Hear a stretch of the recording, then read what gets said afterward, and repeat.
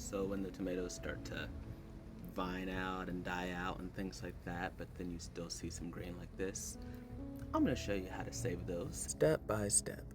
So right here, you have a nice tomato plant, good size, right? But it's connected to all of this old that's become like almost bark like. It's going to take forever for nutrients to get down to here to even allow it to fruit. So it's just basically sustaining to grow. So you follow it, you follow it, you follow it. Right there would be a good place for a root to start, because you can kind of see how it's already right there. Let's say you don't have it. It doesn't matter. Right here, you see those like white hairs? Those will be roots as well. So either way, if you don't have it where it's more bark-like and you have some white hairs like that, they will work the same. So you have your tomato here. You want to cut these lower off because, we're not using that. Right there, just like so. Oh, I can cut that up too. Boom. Just like so. Glass jar. That's all you really need to do. Make sure you look at the water, doesn't get too yucky, change it out every couple of days. It will start rooting and then you'll be able to grow it. What if you don't have a glass jar? Let me show you what to do. Everybody has this gross stuff, plastic. So, you'll take a regular plastic water bottle, empty the contents, no wasting out whatnot. Pull this label.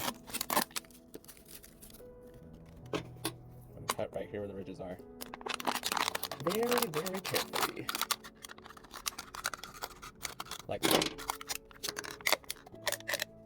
That's all you need.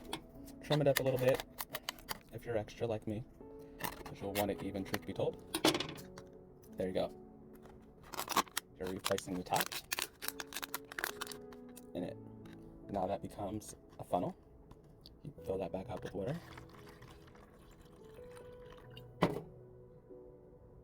Provides support for your plant because plastic is flimsy.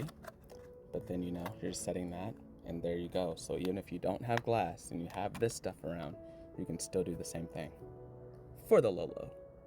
All this debris, I just save, goes into my compost that I reuse as soil for the next season in the spring. So everything just goes back into the earth.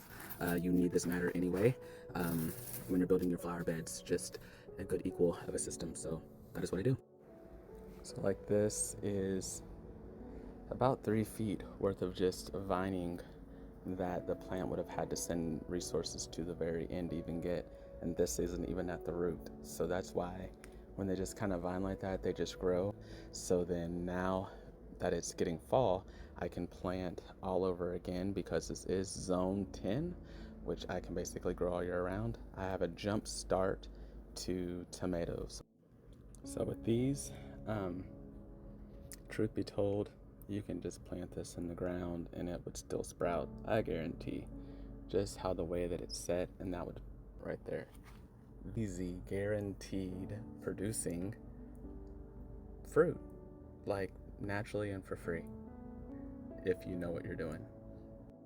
So that is my garden style. I let it naturally do what it wants to do until it's time for me to utilize it in a different way. So, secrets to gardening. I just say being observant. You see this plant, this is what I'm gonna cut. Looks perfect. Uh-oh, yellow.